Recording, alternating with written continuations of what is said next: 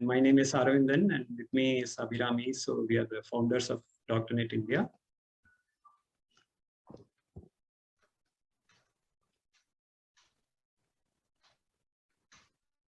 I'll just take 1 minute to introduce DoctorNet India, because there may be few new people who have joined who we do not. Some of the doctors who have joined here, or we are already we have been interacting with them already. So thank you very much for joining. So our mission is to make healthcare accessible to the disadvantaged people in rural and rural areas, mostly in Tamilnadu and in few parts in Kerala. So we are a 4.5-year-old non-profit organization based in Coimbatore. We predominantly work on curative health guidance, and also now started working in preventive, promotive, and community health initiatives. So we are the bridge between socioeconomically backward patients and empathetic doctors like you. So far we have we have enabled guidance for 1,000+ patients from remote areas, and with the help of informal network of doctors and volunteers. So we were able to enable empathetic advice and treatment mostly at tertiary care hospitals. And so heartfelt gratitude to all the volunteers and doctors. As I said, many of you have joined here, and thank you very much once again. So we welcome the guest speakers. 4 guest speakers are here: Dr. Regi, Dr. Nandakumar, Dr. Shylaja, and Dr. Rajkumar. It's really our honor and privilege to have them with us today. So we have the fortune of interacting with them for the past few years, with them as well as some of their hospital staff. So they have decades-long rich experience in working with the most marginalized in remote parts of Tamil Nadu, mostly in tribal regions. So what I'll just briefly mention what we have learned as an organization. So what we learned is we learned that health is not just about treating the illness. It is a state of complete physical, mental, and social well-being. The access to health in rural areas is a huge problem, even in 2021, even in Tamil Nadu and Kerala, which has the health indicators at the top in India. So we actually understood the socioeconomic background and health-seeking behavior of the marginalized. So this understanding has provided better sensitivity and empathy for all our volunteers. We also understood from them, by interacting with them, that health services must be as holistic and as multidimensional as it can get. So this cartoon is courtesy Sochara, Bangalore. This gives a good depiction of what kind of healthcare that is happening in many of the places.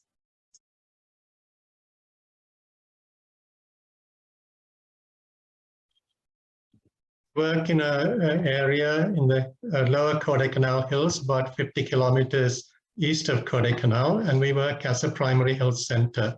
And we work as a team, and this is a picture of some of our village level health workers, or ordinary women who have their normal work in agricultural fields, but who come as volunteers to help treat minor illnesses at home. They're not just our ears and eyes, but they're also our brains, because they often advise us how to be responsive to the health of rural people themselves. About 30% of our time is spent in village visits, because this is a crucial aspect of our work in a rural setting, because those who don't come to our health center also matter. That's important because many people have accessibility problems in rural areas, and they often have individual or personal social reasons why they can't often access healthcare given in a fixed place. We also give great importance to health promotion, where we give health knowledge in schools and villages and through posters and as many leaflets as possible. The idea is to not just transfer knowledge, but to encourage and empower people to take part in their own health care themselves. So they become mini health workers, and our patients become our partners in healthcare, where they themselves with knowledge are able to choose from care that's available. So that's about the background to our work. Let me just share some of the stories of the patients we have the privilege to work with. My first patient is a 50-year-old Adivasi man who lives with his wife in a remote village about 4 to 5 kilometers uphill from the nearest bus stop. He's an agricultural worker with no land of his own, and his economic state is precarious because he's sometimes hardly able to work. As one of the aspects of rural practice is that we get to know our patients, and more than just their disease. We know them as individuals. We knew he was a highly superstitious man who often when he felt ill, he felt it was a curse rather than something physically wrong with him. He presented to us with a history of increasing breathlessness 5 years ago. And a thorough clinical examination showed that this man was in heart failure. An ECG was done, which suggested that he had ischemic heart disease. And in our health center, we do our own screening echoes because as a family physician in a rural area, we have to have extended skills. So I can't be a cardiologist and decide what the exact ejection fraction of a failing ventricle is, but I have the skills to know when a ventricle is not working well. And therefore, a diagnosis of heart failure with reduced ejection fraction was made. This man was unwilling and unable to be referred to any cardiologist. But that didn't bother me. As a rural physician, I'm quite capable of treating heart failure that is not severe at the time of presentation. So he was stabilized on basic drugs that are essential in heart failure, that is an ACE inhibitor, beta blocker, spironolactone, and aspirin. And additionally, his comorbidities such as anemia were treated. There's nothing fancy in this list like telmisartan or nebivolol. There's just basic standard drugs that cost a fraction of what sometimes cardiologists would have prescribed him. But in rural medicine, that's not the end of the story. This man lived in a remote village and he had superstitions. He didn't feel his illness was due to something chronic. So he needed regular recalls and gentle persuasion. That can only happen through home visits, not necessarily by the doctor, by the health workers themselves who come from his own community. As an individual and his circumstantial factors, he found it very difficult to come to the health center to collect medications. So the health workers would often deliver the medications monthly to his home. And in addition to that, he had an integrated care because in family medicine, especially in rural areas, we have to look at preventive care always. It's not just the acute problem. So he had pneumococcal vaccination and treatment for his anemia as well. I saw him just 1 week ago when I visited his village. I told his story because the story says why you need excellent clinical skills to diagnose and choose from the best treatment that's available, what is sustainable to this man. It showed why you needed, as a rural physician, extended clinical skills. I'm not scared to have my own ultrasonography machine, but I know that I know my limitations. I can't diagnose heart failure like a cardiologist, but I know what I can diagnose. I know the individual factors that affected the care that he needed to have, and I knew the circumstances such as lack of access to health facilities, which needed to be addressed. So I had to work as a team. I couldn't bear the load of this man's needs on my own shoulders. But the health workers were there. They all were always there to help share the load. And then together we could work out a beautiful solution. So 4 years later, just 4 days ago when I saw him, he smiled at me and said, I'm off to pick coffee. And that made me so happy to see that.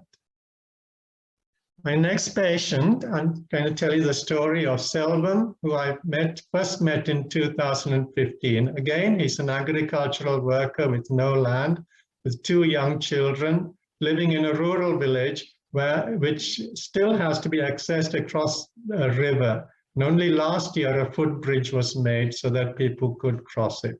He came to see me at that time with a history of tiredness and breathlessness and now being unable to work for 1 month. When I examined him, he was a clinically fit-looking young man who was not anemic with a normal cardiovascular and respiratory system. And he was clinically euthyroid. So what was causing his breathlessness? Well, in family medicine, you look at more than the physical findings, and this is very important, especially in mental health. We use the three-stage assessment to ask not just the clinical findings, but what are his individual fears about why he is ill? And often this is very important in mental illness. And he said he was feeling very anxious, he's having palpitations. He often felt he was suddenly going to die and that he may have a heart ailment. His wife said he had a low mood with lack of sexual interest, and he was often thinking of suicide but had not acted on it. We also knew that he had a family history of depression. So the diagnosis, by assessing him as a whole person, was pretty obvious that he had mixed anxiety and depression. There were no further investigations or tests that were necessary. So this man had a serious mental illness. It was affecting his ability to function as a human being and as a father and husband.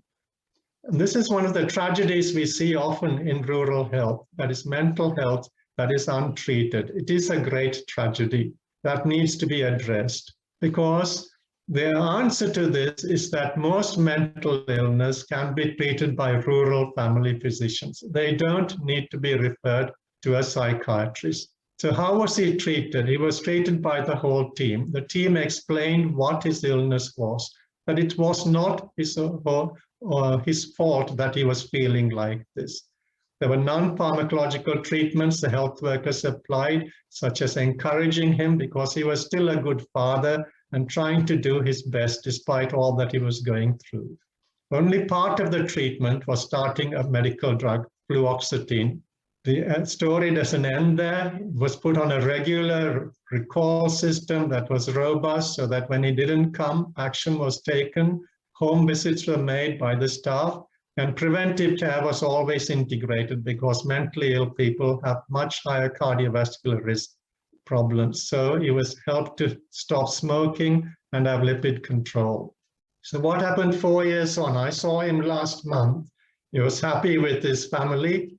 He had, 2 years ago, he wanted to try and stop his treatment, but he relapsed because there were biological factors and not just environmental factors that were causing his mental health. And he's still on treatment. And this shows again the breadth of skills that you need in rural healthcare. It's not just treating other physical illnesses, but mental health as well.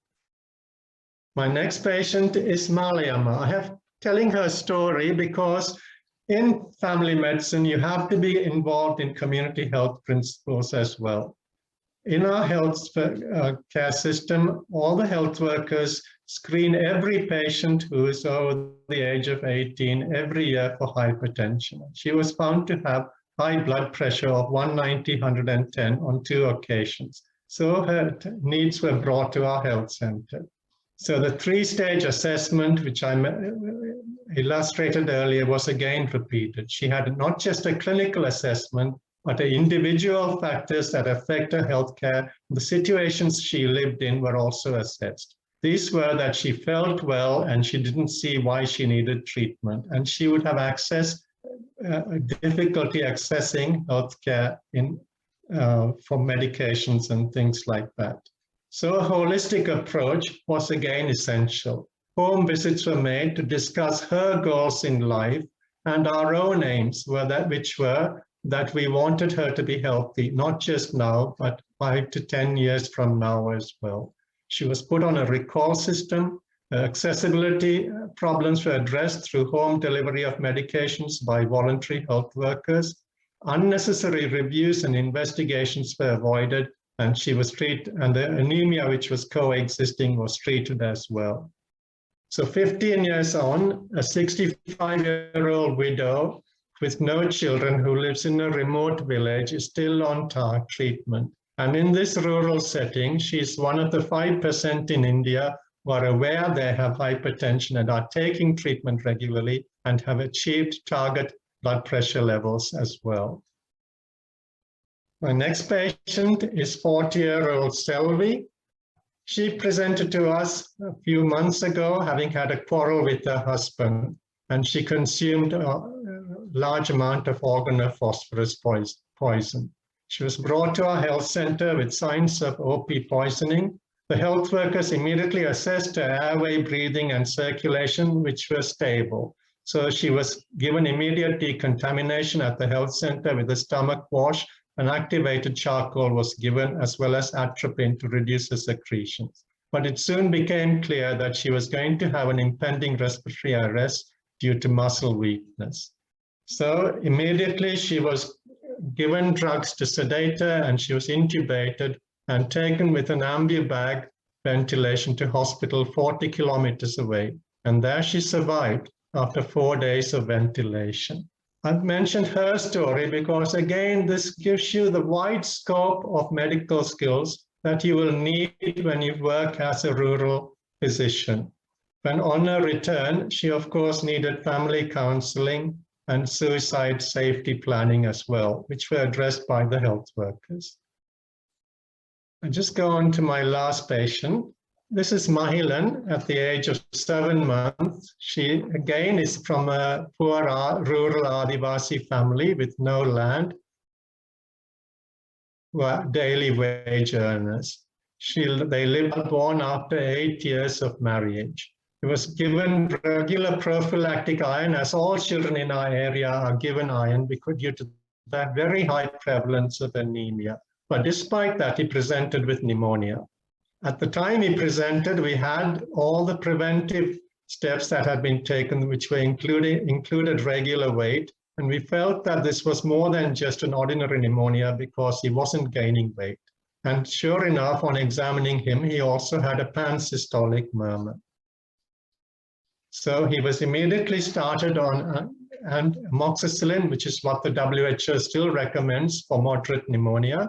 And he was sent to the referral hospital 40 kilometers away, the Christian Fellowship Hospital. There, the diagnosis of pneumonia was confirmed, and an echocardiogram showed a ventricular septal defect, which was large and needed surgical closure. So the patient's parents were distraught. They were very scared, and it needed a lot of help in the next few weeks to persuade them that this child needed surgery. But because, as you see in the picture, he was quite healthy and well. So eventually they went to Coimbatore. And this is where I want to talk about positive discrimination, because this family would never have reached Coimbatore and been able to see a specialist cardiologist. He was referred to the Sri Ramakrishna Hospital, but when they reached there, they were met by staff from the DoctorNet organization, who Abhirami and Aravind thankfully run. They provided the care that they needed to make sure he saw the people in the right place and got through all the red tapeism. And due to their intervention, the child received free surgical treatment with the support of the Rotary Club. I use the word positive discrimination because when we refer patients to secondary and tertiary care hospitals, that's what they need, because it's just a little bit of love and friendship and help in circumventing the red tapeism in tertiary centers is what these patients need to get through. And on the first birthday, his father brought this cake to us. I just shown these 4 cases to you, 4 patients who had a great privilege to work with, because you deal with problems. It's not just that the needs are greater in rural areas. It needs proper primary health care as the most important component of rural health care. It needs teamwork to provide this health care, and it needs holistic patient care as well. Without that, you can't practice in a rural area. And the way we practice and the needs of our patients has to attract all those together. It needs doctors who are well trained to work with the skills that they need to work in rural areas. And not only that, who respect themselves for who they are. I am a GP and I'm proud to be that. And I work in a rural area and I'm proud to be that. But I also needed the skills to work here. I think the Rural Health Internship Program is an excellent idea that Regi has already mentioned.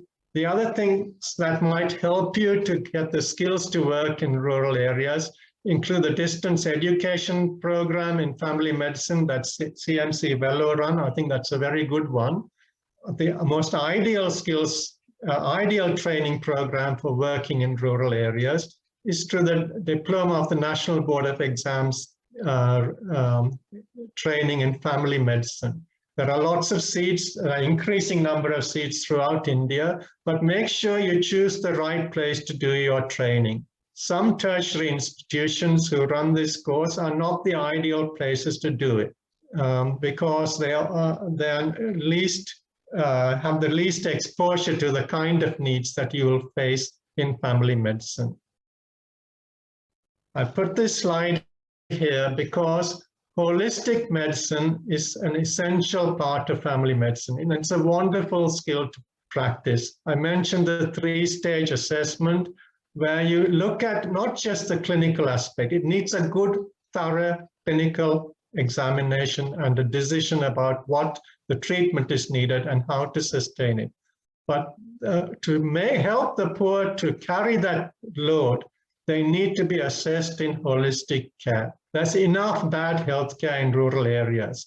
And often we attract people and we add another load to their healthcare.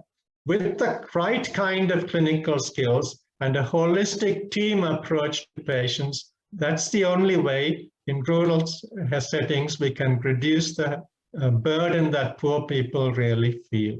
So what are the rewards that I've had? You saw the depth and breadth of medical care that you practice in rural areas.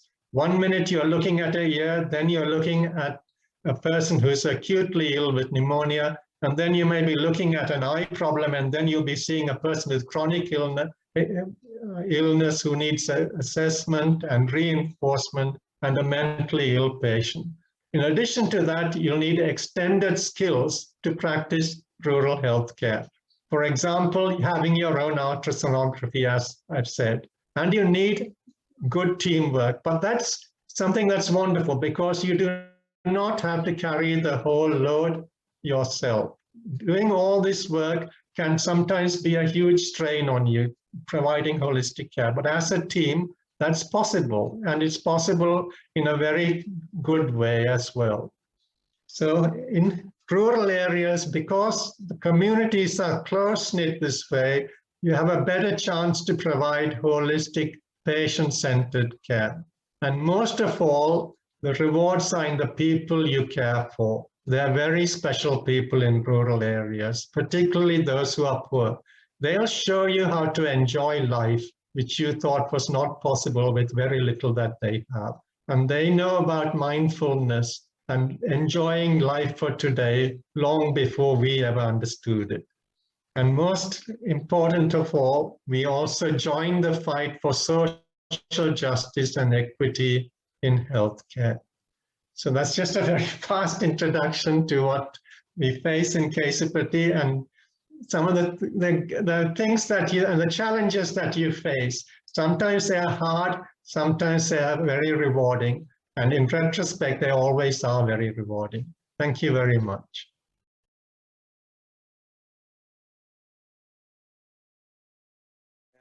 Hi, I am Regi. Me and my wife work in a tribal area called Sittilingi in Dharmaburi district. We've been working here for the past nearly 30 years. And what I'm going to tell you is now, actually Rajkumar and Nandakumar will be telling you about their whole experience in working in a tribal area or working in a very challenged area. So I'm going to tell you how you will be able to experience that as an introduction to maybe try and take it up in the long run. So we run 2 special programs. I'm going to tell you how we reach those programs. see, over the first maybe 20 years, we were not getting any junior doctors to help us. So it was basically me and Lalita trying to manage 200 patients in the OPA along with surgery and deliveries and all. It was very difficult, but slowly we started noticing that more and more junior doctors after the MBBS started coming voluntarily to come and work in very remote areas. We are very remote because our nearest town is about 50 kilometers away. So we're very remote actually. And we were surprised. And over the years, slowly this has been increasing. And it was at this time when me and Dr. Anand Sakriya had gone to attend a meeting in JSS in Bilaspur. And we noticed so much students coming in or young doctors coming in to attend that meeting. So this meeting was organized by something called the Medico Friends Circle. And Medico Friends Circle usually used to have just oldies coming in, and we keep meeting every year with no hope of youngsters joining in. But that particular meeting, we saw so many people coming, and we were wondering why they were coming. And we realized that they are most of them coming from an organization from a program called Nirman, which is organized by Dr. Abe and Dr. Rani Bang in Gadchiroli. So we said, okay, and the program is mainly in Marathi, so only Maharashtrians can actually access it. So we were wondering whether we would be able to do a similar program in the South. And for Nirman is a very intensive program over 3 periods of 2 weeks each. And we had our own jobs. Anand is a professor in CMC and I have my own this thing. So we said, let's do a diluted version of that and see whether it will work. And from that idea started something called the Rural Sensitization Program, or RSP. And we had no contacts. Luckily, Anand knew some professors in various medical colleges in the South. And he wrote to them, to the community health department, saying that we are trying to have a 3-day program where young students can come and spend 3 days in a tribal area and see what rural health is all about. How do we improvise so that we can provide the best treatment in spite of our limitations, how health is connected to so many other things, and it's not just hospital care, etc. And the first camp was about 3 or 4 years back, and it was with much trepidation that we waited, thinking that how many people will come or how many people will not come. And to our surprise, we have usually 30 to 35 seats, and 30 people came, mostly from Tamilnadu and Kerala. And they found the experience very, it opened their eyes a lot and started setting them to think that, because you are usually taught in tertiary care hospitals, and then suddenly to go to a very rural area and find out that almost the same things are done, almost the same diseases are treated, but in a very, in a cost-effective way. So they were very surprised, and henceforth, and they were saying, no, let us make it more structured. Shall we have more of this? And with that, we had a regularization of this program called RSP, the Rural Sensitization Program. And every camp, we do 4 camps a year till this COVID came. And every camp is packed by students from mainly Kerala and Tamil Nadu. But we also get students from Karnataka and Andhra Pradesh. And it's a very wholesome experience. So the first day is about tribal health initiative. So the work we do, exposure to that, coming to the hospital, seeing how a rural hospital works. We also work with farming and livelihoods and craft and all. So seeing all those things and how they are intricately linked to health. And learning about these things and the procedures we follow.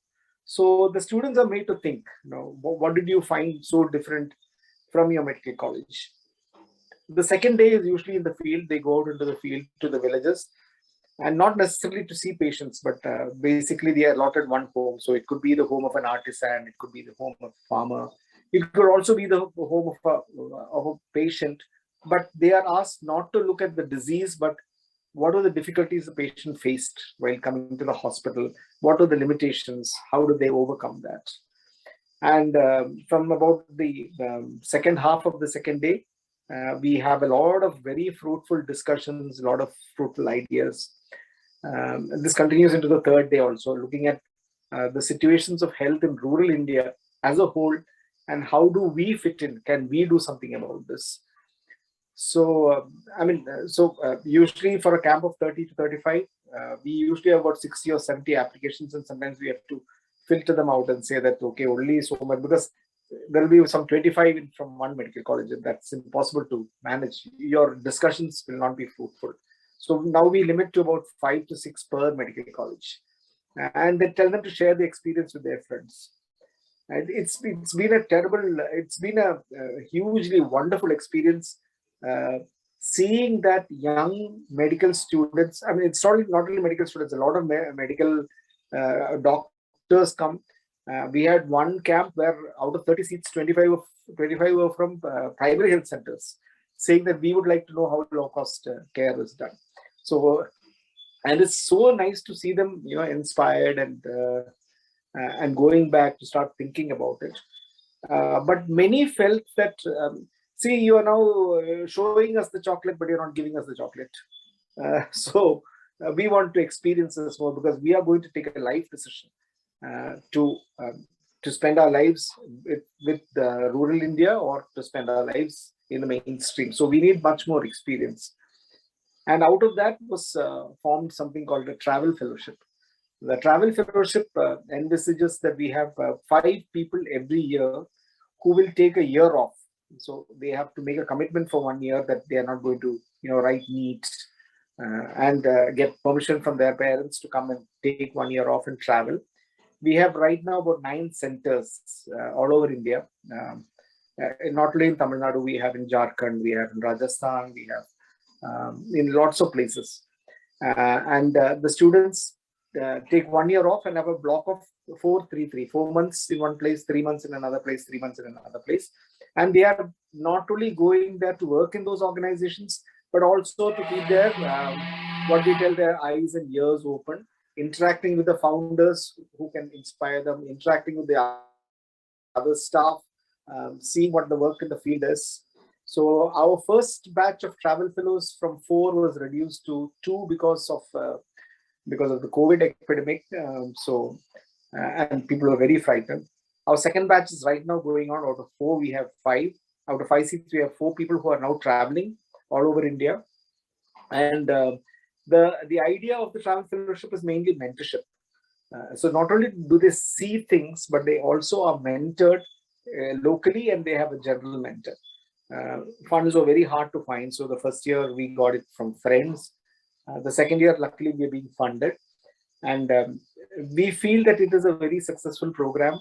And we are trying to now, after 2 years, increase the number of fellows to 10. And hopefully in about 5 years or 7 years, increase the number of fellows to 15 fellows, and have at least 25 or 30 centers all over India, including the Northeast. We don't have anything in the Northeast. We don't have it in Uttar Pradesh. We don't have it in Madhya Pradesh. So trying to get centers so that the young doctor who comes in gets a whole scale vision of rural health, not only in the South, because in the South it's actually fairly good, but also look at North India and find out this thing. And we are hoping that it will inspire them to commit a life to rural service.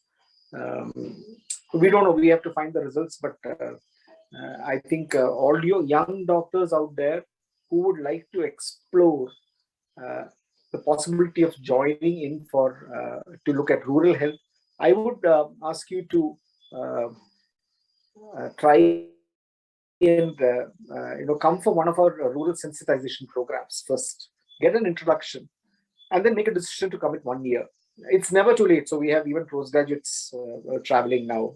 So it's even after the post-graduation, they say it's okay, we'd like to explore and see whether we can spend our life in rural India.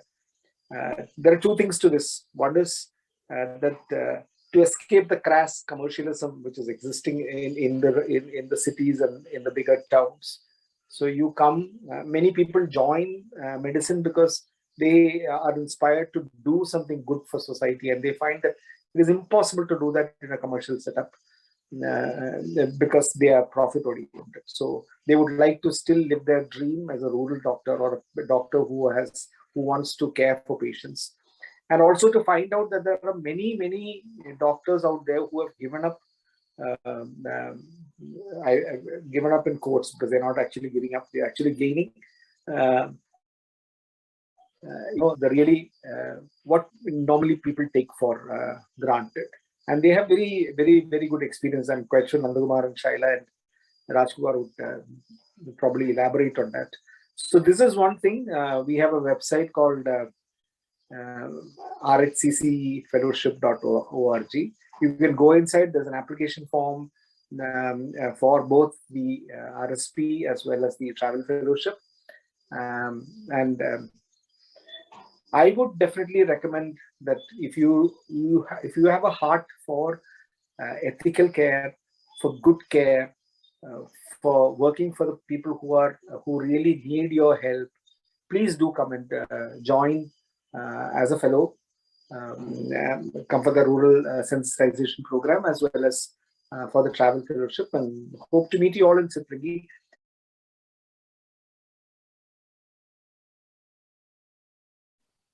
Thank you, Arvindan and Abhinami, for this opportunity and for your taking the time and effort to organize this webinar. I'll quickly go through what we've been doing in Gudalur. Next slide.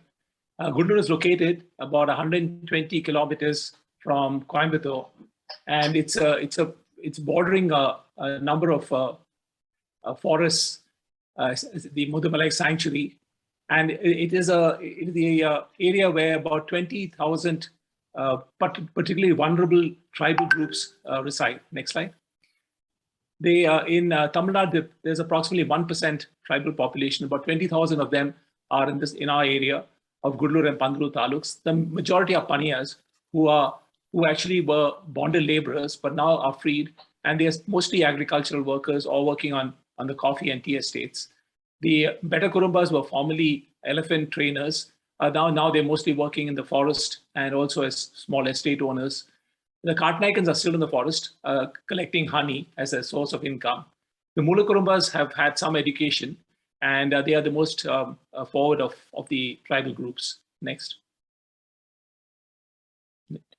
So the story of the tribals here is quite sad because of the deforestation and the nationalization. They were displaced from a certain way of life to a totally different way of life. So marginalization with a group of people who had actually no knowledge of the external world, and the land that they occupied was then taken away by Sri Lankan refugees to a large extent, who came approximately 200,000 of them.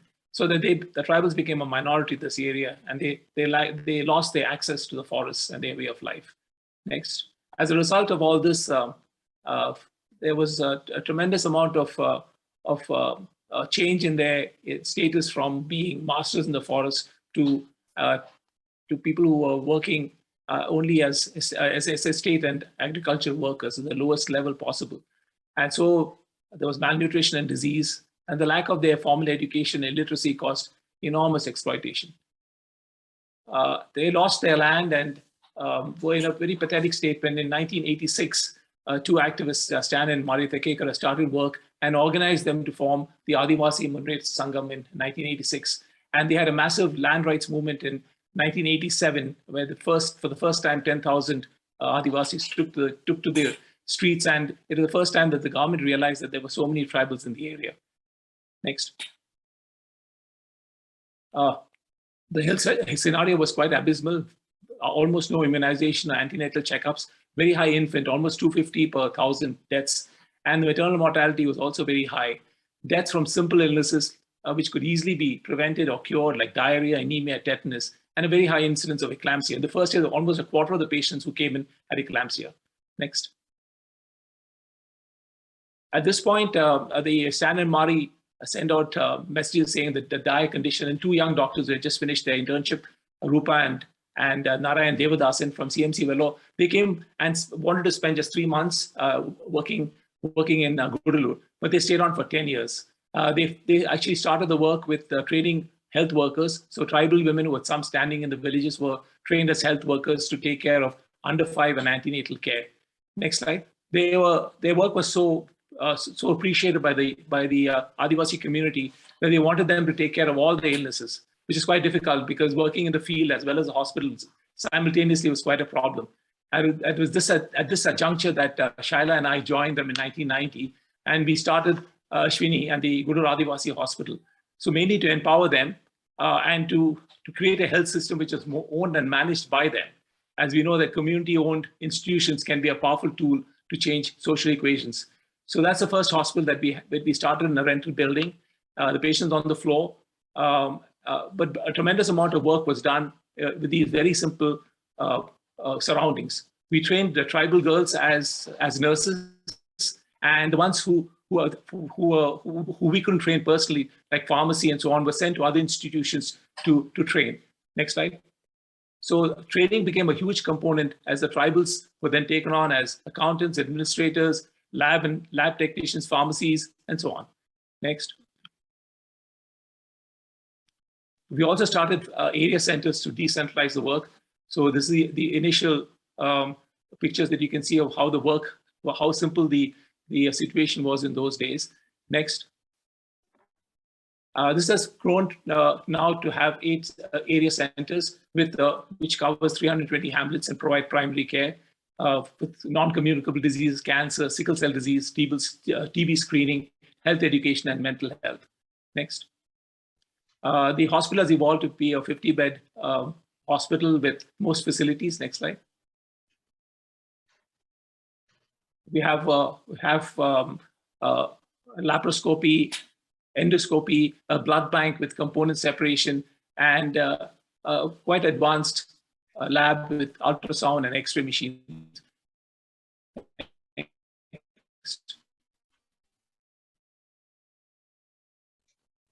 Next slide. We're very fortunate in having a number of specialists come and visit us in various fields, cardiology, pediatric surgery, and so on. And this has really increased the amount of work that we can do and has cut down the referrals for these kind of services which require tertiary care. Orthopedics, we've done numerous orthopedic procedures in the hospital. In 2017, we started the Adivasi School of Nursing so that the young Adivasi girls will now have an opportunity to become nurses. And the A&M program is in this 5th year. We select the 5th batch this year. Next. All this has caused us a tremendous change in the social equations. The tribal girls who used to run away at the sight of the non-tribals are now actually delivering care as nurses and as administrators and accountants. A tremendous change over the years in their capacity, in their empowerment, as well as the outlook of the other people. As somebody said, in the old days, they were never invited to a wedding. Now they are an essential part of any wedding or any social function that takes place in the areas. Next. So the structure of a 3-tier structure: the hospital, hamlets, and the 8 area centers. Next. The board of Ashwini is now the majority are tribals. So effectively the handing over has taken place to the tribal community. Next. So in setting up a health system, one has to look at the role of the people who come in to help. Their role is essentially finding the need and then addressing the needs with their skills. And if they don't have the skills, trying to get it from others who can volunteer and so on. Next. Our work has also other components: education. I spoke about community organization, economic activities, livelihood, and right-based activities. So together with all this, as a group of professionals helping with this community. Next slide. There has been tremendous change in the statistics now. Next. As you can see, for the health indicators have all improved, and as good as the previous slide. The IMR has decreased. Maternal deaths are almost unknown. And the deliveries in the hospital have increased to more than 90%. Next slide. So why work in rural areas? I think Regi and Raj have mentioned a lot of very important points as to rural practice, especially the fact that you have you're addressing real vital needs. As you know, 20% of health professionals are currently serving more than 70% of India's population. So there's a tremendous need out there. And the kind of doctor that you have to be, as Raj very nicely illustrated, is that you have to be an all-rounder. Not only that, you have to be a leader, because you have to have a team that you have to develop. So teaching becomes a very important part of your work, and also to have an idea as to how you're going to take the health system forward. I refuse to use the word hospital, because hospital is only one part of the health system, a very important part of the health system. But in order to focus on health, one needs the other components. Like Raj said so rightly, you need to have the primary care right at the village level and decentralization, so that care can actually be effectively delivered to poor people who cannot afford to have a lot of fancy treatments. It's also, it empowers the community. And this is very important. As Regi mentioned, it's very important for us to think of livelihoods, because livelihoods are very closely related to the state of health. And when you work in rural areas, you can enjoy clean air, walk to work, have a farm, grow your own organic food. And it provides an unparalleled exposure and a deep and satisfying sense of fulfillment. Medicine, above all callings, is rooted in such an ethos. So I think there are very good reasons for us selecting to rural areas. And someone used the word sacrifice. I don't think there's any sacrifice here. And some people have called us martyrs. I don't think we are martyrs. The only thing we have given up is money. But then we have gained so much more in life. Money has an important part, but there are so many other things that give you satisfaction and happiness. So Regi talked about some opportunities for those seekers who would like to try out rural practice in rural India. We've started a website called the Rural Hospital Network, and where individuals can go and see the vacancies that exist out there. So one of the problems that we have today is that youngsters, and both at the who have just finished MBBS as well as those who have finished post-graduation, don't know where to go and practice. They might want to go to rural areas, but they don't know where exactly the needs are. So this website provides a list of hospitals in rural areas and the vacancies that exist there. So if you go to ruralhospitalnetwork.org, you can find a list of vacancies, not just for those who want to work long term, but for shorter periods and for volunteers. Next slide. So Regi has spoken about this, the travel fellowship and the RSV program. So I will not discuss this any further. Next. So I've been a kind of a bird's eye view of what's happening in Gudalur, and you can see that there has been a tremendous change. So we feel quite satisfied, after 30 years of work, that we've done something that is close to our heart, and we feel that was a very satisfying experience that we've been able to help this community. Next slide. Thank you.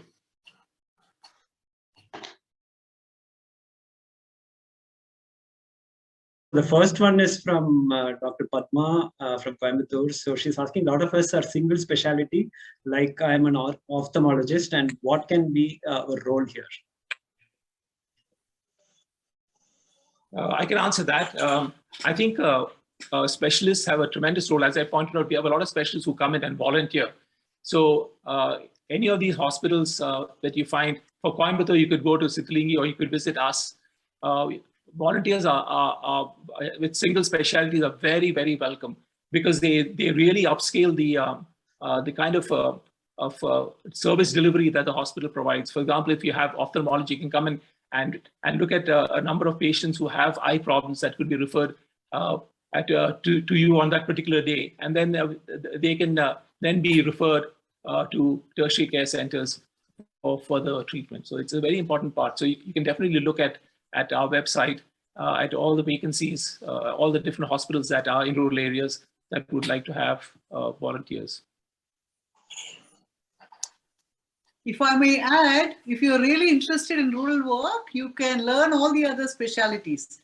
I'm a gynecologist, but I do all the psychiatry work here. I do anesthesia and so on. So, it's really up to you. If you want to learn, you can learn. But if you want to stick to the specialties and what Nandakumar talked about are options.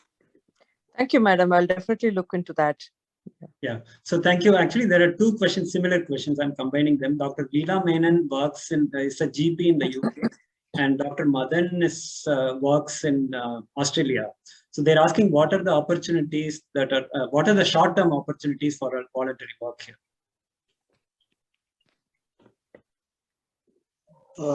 Can I answer that? Yes, please.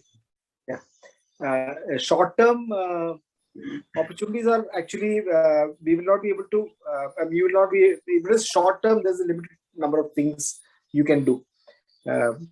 One is help out in the work, so that even if you come for 2 months or 3 months, some other doctors can take leave, because one of the biggest problems we face is that there is nobody to substitute. Especially there are months which are very busy and where nobody can take leave. So if people can come out and help us, for example, 1 month, 2 months, at least seeing the OP and helping out in the wards would be a great thing, so that people like us can take leave and have some amount of, for our own needs. That would be great. And again, if I may add, it would be ideal if you have an Indian registration, because without an Indian medical registration, it becomes very difficult if you don't have the license to practice, if you're coming from a foreign country. What are the months that you're really busy, sir? I mean, like, is there any particular time of the year that this happens? Yeah, April, May, June. Okay. And then again, September, October. Okay. Months. Okay. Yeah. Actually, any time of the year is good. Okay. Maybe you should turn off screen sharing, because the slide is still on. Yes, thank you. Yeah. So I'll go to the next one. Dr. Srinivasaravan from CMC Vellore is here. He has a two big questions, I think. Dr. Srini, would you like to ask by yourself, or you want me to read it? You can ask them. Yes, okay, thank you. Yeah. So the first one, I think, this healthcare seeking is often hampered by the other needs of the family. Even if there is someone in the family who needs medical help, sometimes the family members are unable to bring them to the medical attention due to their daily work routine. So how do we solve this at the grassroots level? Can some programs be provided by the family members, have alternate economic sources, which will allow them more time to look after health needs too? Dr. Regi, please do explain about your efforts towards this at Sittilingi. Yeah. So there are two other things. One of the things how we have tackled it, and I'm quite sure Nandakumar and Raj will have some other ways. One is that especially the elderly, it's a big problem. So we have started an old age insurance, which is I think right now 150 rupees a year, and then it's a cashless thing, so they can just come and get admitted, because we found that many of the sons and daughters find it difficult to also spend for health of their parents, because they have to bring up their children. So the money has to be, so where do they get the money? And everyone is very happy to just give 150 rupees and say, okay, my parents' health are now looked after, and they feel very happy about it. That has been running fairly successfully. I think we've done it for more than 10 years. 150 rupees per year doesn't solve anything. So we raise funds. So 150 rupees is more like a participation fee for them, so that they participate in the health. I think every year we have about 500 to 550 people who are insured in our valley. The other way is to, for the families to have income, is to work in livelihoods. And that is one of the reason we got into livelihoods. We've been doing it for more than 10 years now. We have about 600 organic farmers for whom we find the market so that they get very good prices. We have about 450 women who are in women's groups. We have a craft initiative. So there are so many things by which the family can improve its income, so that they will not hesitate to take a day off work or 2 days off work to come and be with their parents and look after them. This is how we have tackled it. The other way is that our community health program goes to their, to their houses to look after them for, chronic illnesses like hypertension or diabetes or, chronic ulcers and things like that. These are the three things we have done, but I'm quite sure Nandakumar will have other answers to this. Is there? What we do, Sorry. Yes, please go ahead. what we do in KCPT is that because we have voluntary health workers, people who know each individual and their circumstances, we make a deal with them. It's based on home visits and assessment as to what they can afford to pay. It may be that they'll have complex drugs for multiple chronic diseases that may cost 300 or 400 rupees, but we'll make a deal that provided they are regular on treatment, they can pay maybe something as little as 50 rupees a month. So we don't have the capacity as a small health center to help them with their income generation, but we try to make sure that any load that's being given to patient is something that they can bear as a whole family. Okay, so thank you. So, so can we have 10 more minutes because there are some more questions to be still unanswered? Is that okay, Dr. Regi? Yeah, certainly. Yeah. So Dr. Hema, I think, is asking, there is a license needed for a USG machine. How to treat patients without proper echo, even with many rules which are strict? Suppose the patient becomes serious without proper investigations and recording. Raj, you'll have to answer that. Yeah, sorry, I didn't hear that question. Can you say it again? Yes. So, Dr. Hema, would you like to ask again? No, you can ask him. Yeah, okay, sure. So there is a license needed for a USG machine. How to treat patients without a proper echo? That's a difficult question. I'm not sure I can give you a proper answer to that. We tried getting a license for our ultrasound machine. It needed about 40 visits before we got a license. However, we have a license can be given to, as far as I understand it, provided you have people with degrees such as MD, DGO as well, who visit your health center. That's what I understand it. At the moment, there are some things we don't always follow following the rules. And in the kind of area that we are located in, we can't always do that sometimes. So we try our best to cope with all the rules that there are. But at times, for the sake of our patients, we do use an ultrasound machine that is licensed to do for gynecological exam, to do an echocardiogram. Okay. So Dr. Srini, again from CMC Vellore, in your experience over the years, please tell us all what are some conditions that are common at the community level? What are some skills within brackets, procedures, clinical skills, etc., that a student needs to be trained on to serve the community?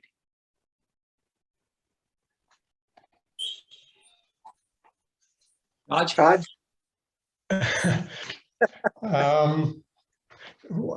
It depends at what level you want to work. See, at our level, we do primary health care. At the level that Gudalur and Sittilingi are working in, they're doing secondary level care and some tertiary level care as well.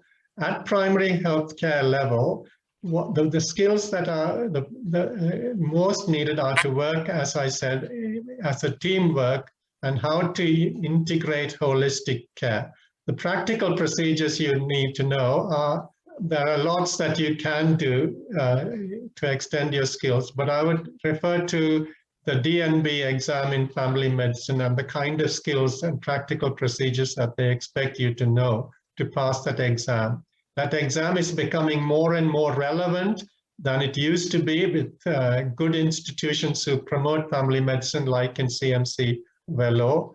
So practical procedures like simple surgical procedures, dealing with ingrowing toenail, to dealing with incision of abscesses, to topical steroid injections into soft tissues and joints, being able to syringe a nasolacrimal duct. These are all skills that I would like people to have when they do work in a primary health center. If they work in Gudalur or somewhere like Sittilingi as well, then they will have to have more extended skills. But I think the DNB exam in family medicine is an excellent, becoming more and more a robust exam that tests the skills you need to have in family medicine. I would certainly add a bit of psychiatry to that. Yeah. That list, Raj. Yeah, I just want to add also, see, there is no skill which you cannot learn.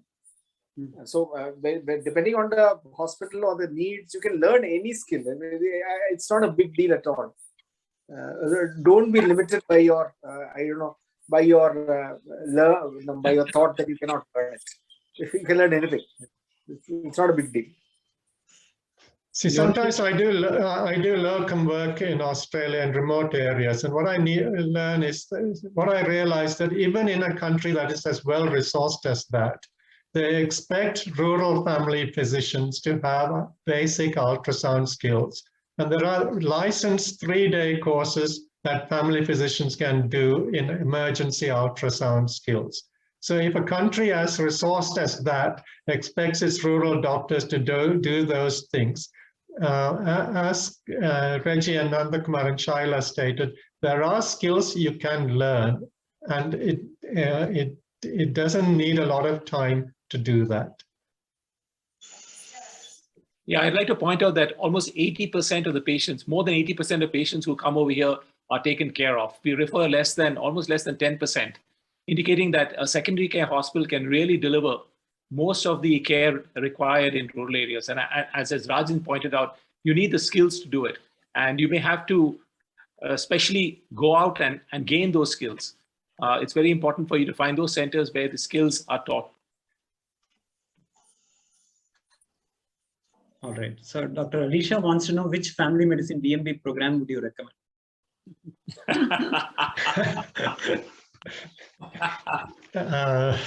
That's going to be a difficult question for me to answer, having a bias towards training doctors from the Christian Fellowship Hospital in Norton Chatham. CMC have an excellent family medicine program, is what I know. More than that, I won't be able to say, sorry. Okay, so Dr. S. Chandrasekhar from Roots India. So he has, I think, more of a comment. So good evening, dear Dr. Regi and Dr. Rajkumar. Amazed at your commitment and selfless service to people in the tribal hamlets. Thanks to Aravind and Abhirami who have brought you and your service to all of us here. And so he wants to know, actually wish to know how I could be of help to you, gentlemen. Keep going and God bless you.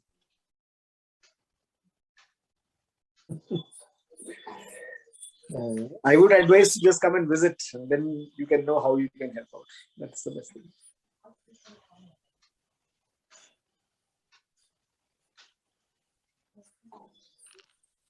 If you don't mind, can I step in for a while, Arvind? Yes, please. All doctors, good evening to you, and amazed at what you've been doing. I wish to know if your organization support are being exempted or being allowed to take money from corporates as a CSR. If that's allowed and if you're permitted, I can, because I have connections, I can organize CSR funds from corporates who are willing to do it. And all I need to know is that our organizations all registered as, a trust or something, or you can take money from the public and to a certificate so that they can, with that, they can claim for a CSR, a corporate social responsibility, where they're exempted from income tax things like. It's from the purely corporate perspective I'm asking, because being a non-medical person, I could only support such kind of things. I wish to do that also. I thank Arvind and Abhiram for this amazing platform, bring all of you. I would call you angels, not doctors. Angels and disguised as doctors, like you've been serving people. I wish you all the very best. I would be glad to hear from you how I could be of any help. Thank you. Yeah, I just wanted to say for CSR, I think all of us will have ATG and 12A and all, which is for the income tax exemptions. But from this year, the government of India has brought us CSR. You have to be registered with the government's CSR thing for it to be recognized, for the company which is donating for that to be recognized as a CSR contribution. We have it. I don't know, NK. We have ATG. Yes. Yeah, no, not that. No, there's a CSR certificate. Not sure, Regi. We are retired. It's a fairly simple thing. Yeah, I'm sure they'd have done that. And I would try to help you out from the government side also to help you get certificates, Dr. Menon. In case if you're keen and interested to take it across, I'll be able to support you on that. Yeah, please share your email ID on the chat. I'll do it. Share his contacts. Thank you. Okay, would you please do it, Arvind? Yeah, I will do that. I would like to take the addresses of all the 3 doctors as well, the angels, as I told them. Good. I'll do that, sir. Thank you. So Dr. Jedida wants to know, what is the role of a generalist in a rural India with the increasing government rules and regulations restricting what a doctor can or cannot do based on the PG they have or have not completed? I can answer that. I think a lot of the problems that people who are venturing out, the legal issues are something which acts as retarded. But what is very important is to understand that where you are the only person who can provide care, even having an MBBS degree and the necessary skills, you are empowered to provide the care. But if you have specialists in that area, then there's no need for you to do that. For example, if you have an anesthetist, there is no reason for you to give anesthesia. But in the absence of an anesthetist, for example, when we first came to Gudalur, there was no anesthetist here. And we actually gave spinal anesthesia and general anesthesia. I trained for 6 months in anesthesia before I came to Gudalur. And so we used to operate, if Shyla was doing a cesarean section, I would give the spinal and she would do the cesarean and so on. So it all depends on the location that you go. If you go to a remote enough area, in some parts of India, there's no doctor available, leave alone a specialist. There's not even an MBBS doctor. For 50 or 100 kilometers, you're the only person who had any kind of specialized training. At your MBBS level, you're empowered to do whatever it is to help the patient, provided you have the skills. You shouldn't venture to do things which you have not been trained. So, which, as Raj said, it's very important to gain the additional skills. If you're planning on rural healthcare, you have to have skills which your patients will you can help so many patients if you have the skills. And you have to go around to find those skills. You may have to visit different hospitals and undergo different training programs. For example, spinal anesthesia, ultrasound, and there's so many skills at any point in your life to go for rural. I'll just add to that, because usually, like Nandakumar told, the intention is very important. Suppose you are in a very rural area where there is no specialist available, and you can prove that you have been adequately trained and that your intention was positive. The courts take a very benign view of it, saying that this person could not have done anything else. So that is what I can tell. But you have, like Nandakumar told, you have to have training for that. You can't experiment on patients. Okay. So, Arvind, I have one question to the doctors. Can I? Yes, sir, please. Sir, I am a part of the Coimbatore District Road Safety Committee or Traffic Sensitivity and control accidents and save people. But how serious is it in the remote villages where you don't have any access to emergency medicines or trauma care? How is it you are all addressing it? Do you have any cases where you've been compelled to refer to the nearest tertiary center or to a hospital nearby? Because we, since being a part of the District Road Safety Committee, I can always put in a word to the collector, at least in Coimbatore, where we can set up a kind of an emergency relief committee to support you doctors there in case in a place where you've been subject to such kind of an emergency requirement. I'm volunteering to do that. Okay, what we do is we stabilize the patient and refer, because we don't look after accident cases. So that's okay. Also, there are hardly any road accidents in our area. Most of our injuries are work-related, sickle or knife injury, all from hills and animal attacks. So there are very few roads in our area except the one single road that connects us to Ooty and Coimbatore. So road accidents are very few. Fortunate. Thank you, sir. So next one is, do you people have any experience from government authorities, like they're accusing you that you are influencing the underprivileged people for social revolution? Any accusation or threat?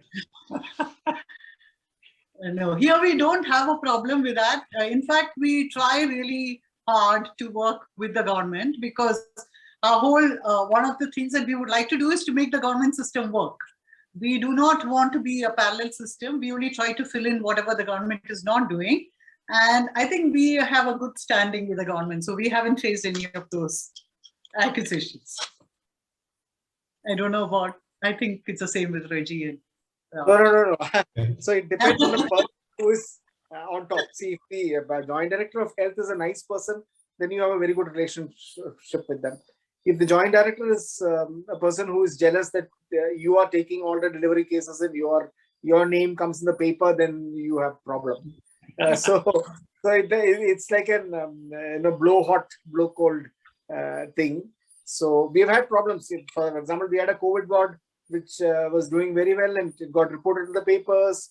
And the joint director called us and stopped short of abusing us, saying that, just plain jealousy, saying that, oh, you think that you are the only guys who are doing this, is it? We are also doing a good job. Why are you putting in the papers? And we never wanted to put in the papers. Some reporters came here and reported it, that's all. So it's a blow hot, blow cold thing for us. But on the whole, most of the government staff appreciate the work and they don't pester us too much. The second thing is also, it depends on your strength in the community. For example, we are so entrenched in the community and the community so much supports us that no government will come here and play the fool with us now. So that is one of the good things. Yeah. I think working in primary care, I think it's important to work more and more with the government programs because they are improving, and it's crucial we do that. But I think more at the grassroots level, we have a good relationship. We don't have as much contacts at the higher levels, but at the grassroots workers, it's important to work with encourage them because they need a lot of encouragement and support as much as the interactions we have at a higher level. And they often make a much bigger difference when we work with them and give them the support that they often are lacking.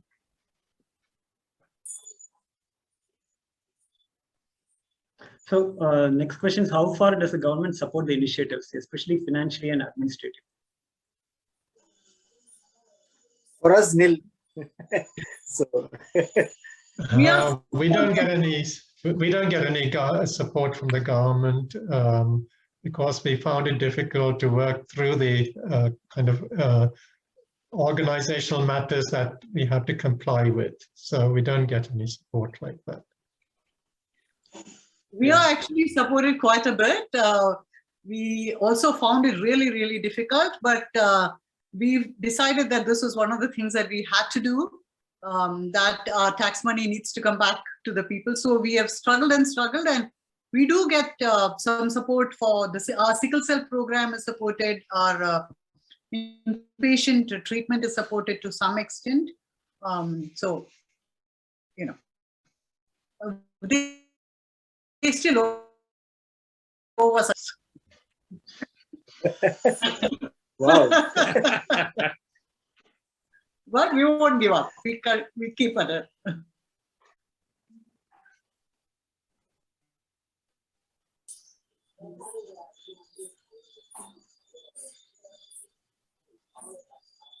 Yeah, so one more question. Is there a role of geneticist in such a setup?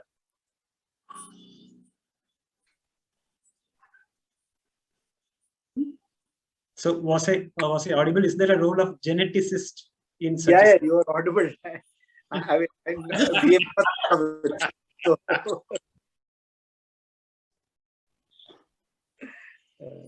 Sorry, I didn't hear it properly. We have sickle cell disease. We have sickle cell disease in our area here, which is something which 1% of our population has. But as far as genetics, that's a little I would say advanced for our setup. We generally refer patients who require such treatment to the tertiary care centers. But as I said, as Regi said, you have to visit, and you'll always find that your skills, all these organizations that you've like Regi, Raj, and us, you could say that we are like large organisms with multiple receptors. people come in and latch themselves onto a receptor that they would feel that they can contribute. And all three of our organizations are open structures. Orientation. So anybody who comes in with any kind of knowledge can definitely contribute in some fashion. Thank you. So Dr. Regi and Rajkumar, do you have any closing comments before we wrap this up? Oh, I'm really happy that you organize this, because I find that the amount of participants have crossed 100. That's remarkable. That's really remarkable. Thank you, sir. Even we didn't know how many people to expect, so I think it is this is huge. Huge. Thank you for giving us the opportunity to share our passion. Thank you, sir. Yeah, thank you. Yes, thank you very much. Yeah, so we are actually truly humbled and inspired by the work that you are doing. So every time I talk to Dr. Rajkumar and Dr. Nandakumar and Dr. Regi, I have not had I've spoken to him only once, but I've listened to his talks in other places. I know all his work. And I'm a software professional. Abhirami is a biotech graduate. I think when we talk to all of you, so we know that that is the only time we feel that we should have done medicine. So thank you so much. Yeah. You're doing a great job, Arvind. Now, when we have problems, we know that you are there to help them. And as you pointed out, a lot of our patients who come are very afraid, especially the tribal patients. When they go to a large city, they're very afraid of what is going to be done. And unless there is someone to act as an intermediary, it's very difficult for them to access care in a tertiary care structure. It's so big, it's so fast moving, and there's such huge crowds that they get really lost.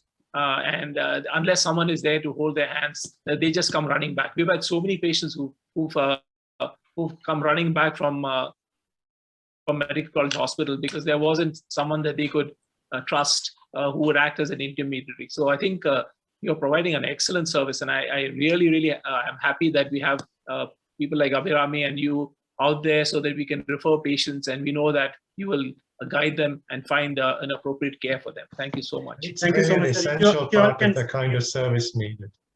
Stay for a few more minutes. Dr. Dennis Xavier wants to say something. We are attending a community health learning program, and he's the director, so I must allow him to speak now. So thank you. Yeah, please. Thank you. Yeah, I'll just take less than a minute. So firstly, as I put in my chat, I'm really humbled. I know of your work. I know of the three of you. I've had the good fortune of visiting Sittilingi as well as Gudalur, although Gudalur a few years back. Really humbled by what you all are doing. Is there a better word than angels to say? You deserve that and more. And the impact that you all have already had, and you will continue to have, not just for the patients and the community, is something amazing.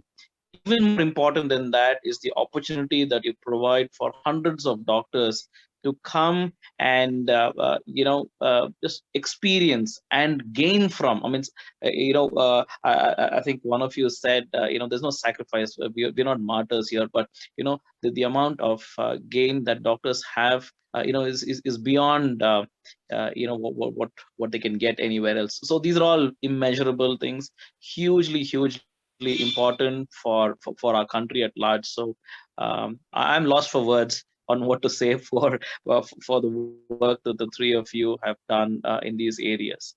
And then again, I mean, Arvind and Abhirami, you all are very humble, simple people. The work you all are doing is incredible. You don't have to be doctors to do this. Sometimes maybe doctors cannot do this, what you are doing. And I had the good fortune of, having a meal with you last week at your home. And, the sincerity, the passion, the empathy with which for every single patient you have provided that care. Like it was rightly said, you send a patient from a tribal area, who lives in a one-room house all his or their life, to come to a hospital which has got 600 rooms or whatever. They are so lost, but providing that humane, empathetic care is much more than even medical care. And somebody to listen to them, to direct them. So this is fantastic. And all of your work nicely culminates in this session you've organized. So this is fantastic.